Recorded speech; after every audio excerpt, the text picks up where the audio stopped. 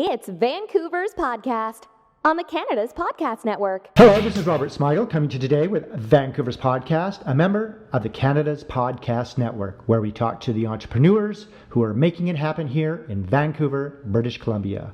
Leslee Montgomery is the mother of 3 teenage girls and founder of Kyote Fitness and Counselling, a Burnaby-based personal training facility that is tackling the mental health ripple effects of bullying. After 10 years working health and safety in the construction industry, Leslee realized that everyone wants to be heard and listened to, and that mental health was an area she wanted to get more involved with. Physical fitness has always grounded Leslee, and then one day it all came to her. What if you could provide the customer with a complete experience, providing a safe place to tackle mental health and physical fitness at the same time? Well, Leslee, welcome to the show. Thanks for taking the time today to be here for all our listeners. Robert, it's a pleasure. Thank you so much for having me today. Okay, I want you to tell us a little bit more about yourself, where you're from, and give us the details on your current business. So originally from back east, was born in Toronto and slowly made my way out to Vancouver. Transplanted here in '86. I think Expo was the biggest thing that drew the family here, and just haven't been able to leave since. It's such a beautiful province and such a beautiful city. Back in 2004, I had just gone back to work after having 3 kids in the span of 12 months, and just kind of floated around for a really long time. I did a lot of customer service and motivated slightly, but not quite so much. Got to the point where I was tired of working dead-end jobs, and I went and redid my occupational level health, my first aid level 3. And I met a really good friend of mine there who said, if you want to make some money, get into first aid. And I remember watching my parents teach first aid for years. I thought, oh my God, you know what? That's great. I love first aid. I love being able to help and fix people. And that took me into construction.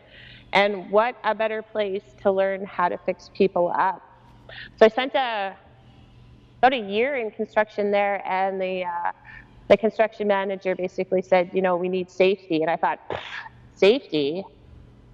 I don't make any business doing safety. I make business doing first aid. And I realized that safety is a huge market.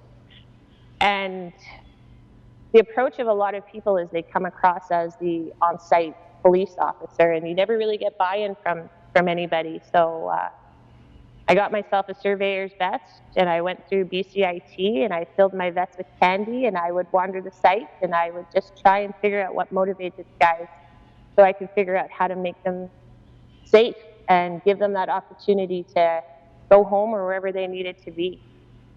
And it was great. And the biggest thing that I learned in that industry is that, everyone just wants 5 minutes. And sometimes on a site of 300 people, 5 minutes is a long time, but they end up working safer. And I realized how much I enjoyed just being in space, sharing space with people and listening to them, because it was pretty apparent that a lot of these guys I was working with, they didn't have that person to be with. So on my last construction project, I was walking up the hill, and there was this personal trainer. She was out in the park working out with her client, and it just dawned on me. I thought, oh my gosh, this lady has got to be bringing her problems that she is going through to this personal trainer, because it's such an intimate relationship. And that was the starting of Kyote Fitness and Counselling. It was from then that I decided that that's where I felt grounded and where I was able to recenter myself, and I was going to start tackling that, giving people the benefit of having someone qualified to listen to them and help them mentally at the same time as helping them physically. So, pretty fantastic. Cool. Now, did you need financing to start your company, and how do you currently make money in your business now? I was pretty fortunate at the beginning, having come out of a successful real estate deal, so I was able to front myself the capital I needed for my place. I'm really fortunate where I'm at. I have a separate garage, so I am like a home-based business, or in the personal training they call them garage gyms. Um, and the way I'm funding now is I sell packages to clients, um, 12 sessions at a time. I try really hard because I've seen the most success getting people into the gym a minimum of 2 times a week. And that's where I think I'm a lot different than anybody else there, because as a counselor, you start off heavy and then you kind of lean down. You want to see your clients less. And I do want to see my clients less, absolutely. I want them to be empowered to take over for themselves. But as a personal trainer as well, I'm pushing the envelope with this because we are doing therapy every session. Might not be quite as intense, but we have another package rolling out where we'll be seeing clients 3 times a week. So very exciting. Okay. Now, what is the long-term vision and what will your company look like in the future? Do you see the company expanding into other areas, and where beyond Vancouver, BC, or even Canada? Absolutely. Right now, one of our unique selling features is that we are confidential and one-on-one, so people don't have to worry about being afraid of who else is going to see them in the gym while they work on themselves. Long-term vision is to try and figure out how to allow the internet help me become global. And really, what we also want to do is we want to be able to 5 years down the road, be opening up a retreat where we can have clients come to us and spend weekends. And ultimately, big goal would be to partner up with somebody who can see the vision in this and start hitting the schools where counselors are being trained and personal trainers are being trained, and saying, this is a whole modality you probably have never thought of. What are the chances you want to come to see us and do your practicum with us?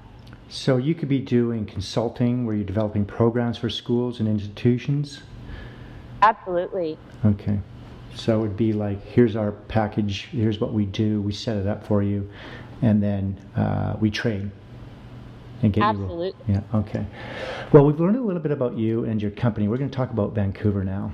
What are the biggest benefits for you in being an entrepreneur here in Vancouver, BC? I want you to give us some of the good points about starting a company here, but I also want you to give us some of the tough things or challenges for our listeners so they can keep an eye out for them. So I think the challenges for myself have been purely from a mental side. And I think originally when I had this thought process and idea, I was afraid of sharing it because I thought, oh my God, there's somebody else out there who they've got more qualifications than I do. And so I personally think I held myself back. And then I was walking around one day and I walked down Robson Street. Down Robson Street, there's a Starbucks, there's a Blends, there's a Wave, there's a Tim Hortons. And I realized that there's so many different places for people to buy coffee. Why can't there be so many places for them to find me and maybe other people like me out there? And that's really been, I think, the biggest challenge for me, is that I've kept myself secluded, and it hasn't been until recently that I've just taken that big deep breath and a leap of faith and started to reach out to the communities that are developed here, like the meetup groups and the entrepreneur group and all of these other groups. And they're so warm and welcoming that I feel like I punished myself. I purposely lost time. But maybe at the same time, I wasn't my time. I wasn't ready yet. But I've found that there's so many people out here willing to help you. And I have been blessed to be able to be connected with some great organizations from a counseling perspective, where people really want to see you grow and go forward, and also from a personal training perspective, because the personal training industry, the fitness industry, is just Thank you. It's been so long. We've been waiting for somebody to come in with a mental health background and start helping our people. So it's pretty exciting. Okay, now what are the tough things for you getting started? The tough things for me is pounding the pavement. I think the problem I faced in the beginning was that this is such a great idea, this is such a unique idea, but not really knowing how to market myself has definitely been the challenge, because I've looked and I haven't found anybody else out there like myself. I found a gentleman in New York who kind of does something similar. So there's no real plan out there that I can turn around and be lazy and follow. I'm a bit of a trailblazer, and that's been the uniquest challenge for me, is trying to figure out how to put something together, and ultimately at the end of the day, really having to look in the mirror and trust the decisions that I'm making. Okay, we do some of our best work outside the office. Is there a place in the Lower Mainland close to where you live or work where you like to go recharge or get inspired with ideas or just think about your business? And does it change with the season considering all the rain we get here? Rain. I wish we got a bit more rain right now. We are in the midst of brown grass. I love Grouse Mountain.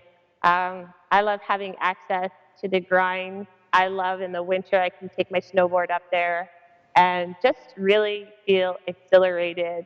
I'm fortunate to live close to New Westminster, so I can also head down to the quay and be around the water. I think that that's one of the amazing things about this city, is you can go from the mountains to the ocean in less than half an hour. Yes, it is a beautiful place to live. Okay, we have a lot of international listeners, so this next question I want you to speak to them. If you were to start all over again and you just moved here to Vancouver, BC, but this time you don't know anyone, knowing what you know now, what would you do and how would you go about starting all over again as an entrepreneur? I would say take the plunge, trust yourself, and get out there and start meeting people. Start getting yourselves involved in all of these awesome opportunities out there. There's tons of meetups for people. There's tons of organizations that are just, that's what they've been designed to do. They realize that there's so many of us entrepreneurs that need help. They've got the expertise. Get yourself immersed in these different clubs. They have meetups all over the Lower Mainland. You don't even have to go far. Some of them you can do via your phone. You can do them through Skype. You can do them through anything. Just don't be afraid. Just get out there and meet some people. Okay, now let's talk about your routine. What does the first hour look like for you when you get up in the morning? Do you have a specific routine or a ritual that helps you get motivated to start your day? I guess you must have a few since you're a trainer. Yeah.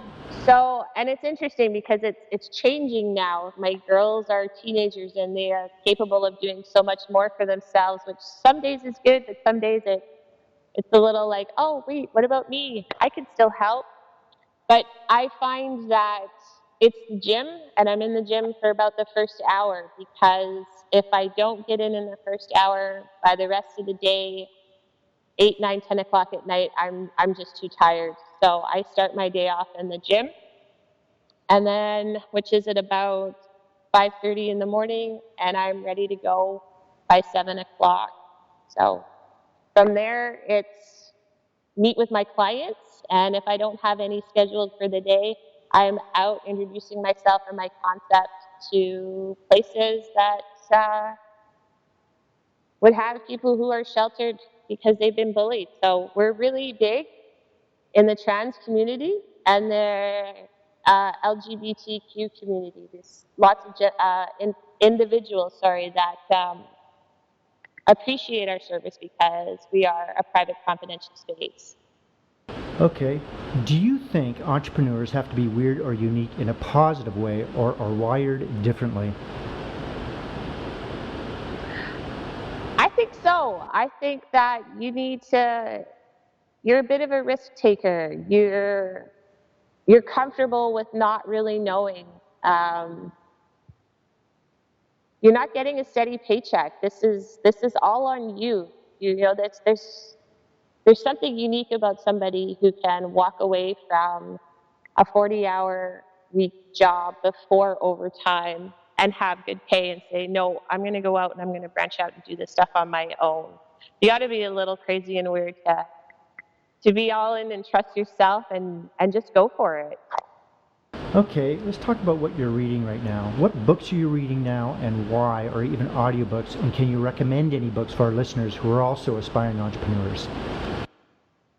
So I'm a little bit nerdy because I like to try and keep up with what's going on in the industry. A lot of textbooks that I get back into to make sure that I'm practicing appropriately. Right now, I'm very interested in somatics. I studied somatics as a counselor, but there's also somatics from a personal training aspect. So I've been reading Thomas Hanna's somatics book and Peter Levine's Healing Trauma. Being a bit of a trailblazer, one of my mentors recommended Adam Grant's Originals, which has definitely helped keep me on track and focused because there's some days where you just want to reach out for help. And as much as there's a lot of help out there, you're still trying to pave the way with your own idea.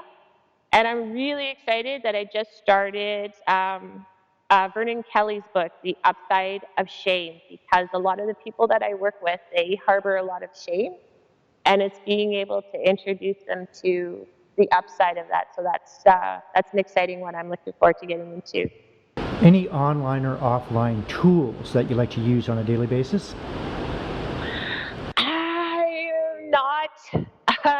not that well versed in the online world, so I definitely cater to my teenagers as they help teach me the ins and outs of social media, because that's where I can market myself, and I do my best with what Google provides. But other than that, I'm very, very novice, and definitely use the goodwill of my friends who are willing to point me in the right directions of some sound equipment that I can use. Okay. Now, earlier you touched on the fact that we live in a very beautiful place. We have everything here. We have the oceans, we have trails, lakes, rivers, and great ski mountains, and everything is available to us. How do you balance work, and how do you relax and not even think about work? And what are your favorite activities to do here in BC? Do you ski? Do you bike, kayak, golf, hike, or simply go for a drive? I love to go for a drive in this province. It's amazing. I do like in the winter. I just found it last year, and it was quite exhilarating and just helped me remove the day. I learned to snowboard, and I absolutely love it. But I also like to get out on the trails, and I like to hike. It's so amazing how much you can see and how much you can just let go of and be in any place and time in this city. Exactly. So if you weren't doing what you do now, what would you like to do for a profession? Oh, that's cute. Well, I told my kids if this didn't work, I was going to open a doggy daycare, because then I could be surrounded by unconditional love all the time and a whole bunch of puppies. And I thought, what a better way to spend my day. What kind of a job would you not like to do? Couldn't do it? Although I feel that I'm still in the customer service industry, I don't think I could go back into being frontline customer service, where I didn't have an option and I didn't really have a say. I spent a lot of years as a cashier, and I commend each one of those individuals that get up and do that job every day. But that, and I don't think I can carry the stop close sign anymore and stand on the street as your traffic control person. Those ones are pretty hard. Yeah, you know what? I see those people all the time, and I say, after about an hour, I'd probably wander off somewhere. Where are you going? Oh, yeah. Was I supposed to stay here? Yeah, yeah. Okay, in business, what is your favorite word, quote, or sentence that you like to use?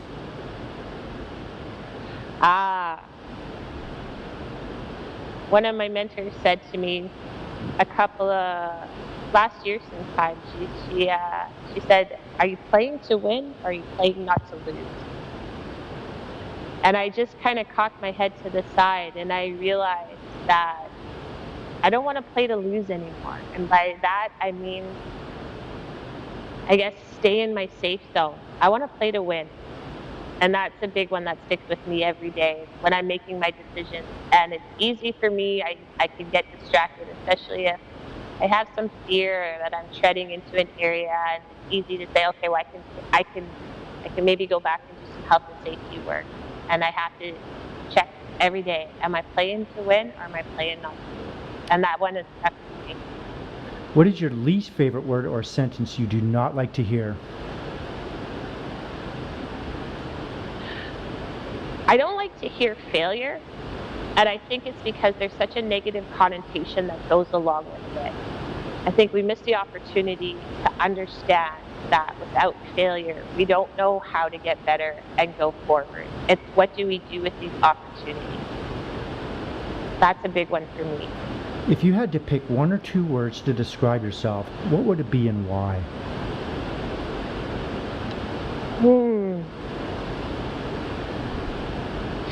So selfishly, I've always kind of considered myself a modern day youth because I tend to inspire people to be and do better. And I think about that all the time. It's inspiring people and giving them the opportunity to be heard. Okay. What keeps you up at night, if anything? Where I'm going from here, sometimes I feel like my brain just doesn't shut off, and I feel like I'm 10 steps ahead of where I need to be. It's wrangling myself back in to knowing that there's so much possibility and potential, and especially when I connect with a lot of my colleagues, when they tell me how amazing this is what I'm doing, and they can see me in the future and how busy I'm going to be, and I latch onto that, and it'll keep me awake all night because my brain just spirals out of control with what's coming up next. Okay, I want you to give us the top 3 things on your inspired life list. This could be a bucket list of any sort, whether you want to travel more, you want to write a book, philanthropy, TEDx talk, anything like that? Definitely want to do a TEDx talk. I've wanted to do one for years. Even from the health and safety industry, when I was in there doing my mental health training, I definitely wanted to do a TEDx talk. Travel, I would love to travel. I don't think I necessarily even need to travel outside of Canada. There's so much in this country that I haven't seen, but I definitely, bucket list, still want to make sure that this business allows me the family life that I have been gracious enough to have to still be in my children's lives as they grow into young adults. That's very important to me. Okay, do you have any advice that you may have received that you can pass on to entrepreneurs throughout BC? The advice that I received was to always trust myself and to really, there's something to be said about having a really good self-care plan, and that's not just the mental health person inside of me, being able to juggle and take care of yourself, because I went from working 40 hours a week to working all the time, and it's really easy for me to get up and work all day, and making time to take care of yourself has to be a priority while you're trying to build yourself an amazing business. Yeah, we had Cheryl Cran on the show a couple of years back, and she said that being an entrepreneur is a lot like being an athlete. What do you think about that statement? Oh, absolutely. Absolutely. You don't get downtime, I think, the way people think. You can structure yourself, but absolutely, if you're not working on yourself, nobody's working on yourself. And as an athlete, if you're not in the gym or out on the trails or whatever it is that you are training for, doing it, nobody's doing the work. It's all you. Okay, Leslee, are you ready to have some fun? always ready to have some fun. Great. Okay. Well, as you know, entrepreneurs are very, very busy people. We're always on the go. We're always connected with clients, staff, and we're always online. But we're going to take you away from all that. There's a small tropical island just off of Fiji that only has one phone booth there. There is no internet. This place does exist. We're going to drop you off there. You won't have a computer or a smartphone or a tablet. You can use the phone booth located there anytime to call the boat. We'll come pick you up. How long would you last before you made that call? And what would you do while you were there? Ooh. Well, I'm definitely going to explore the island and see if there's anybody there. I know if there's no Wi-Fi or anything, there's no way in heck my children are going to follow me because they're so connected. I'm going to see what this island's got to offer. Get a little bit more adventurous with food. Yeah, if there's locals, meet the locals. I'm very much an extrovert and interested in always meeting new people. And splash myself around. I love it. So you'd How long? last a couple weeks, more, 3 weeks? I'd probably give myself about 6 weeks, and then I'd probably start to miss my family and be like, wow, this has been amazing. But I guess I'll come back because I know you're so connected to the Wi-Fi and everything. But yeah, absolutely. Okay, Leslee, we're going to wrap things up. How can our listeners get hold of you? And is there anything you'd like to add before you leave us today? You know, as an entrepreneur, just trust yourself. And, every decision starts with trying. Try. Do it. Get out there. Meet people. You can do this. There's enough people out there that are willing to help you. So, and don't think of failure as it's always an option because we can always learn from it. It doesn't have to be catastrophic. That's for sure. Okay, Leslee, thanks for coming on the show. I've learned a lot about you, and I'm sure our listeners have as well. Thank you for having me. It's been amazing. Great. Okay, we'll see you next time. Okay, thanks.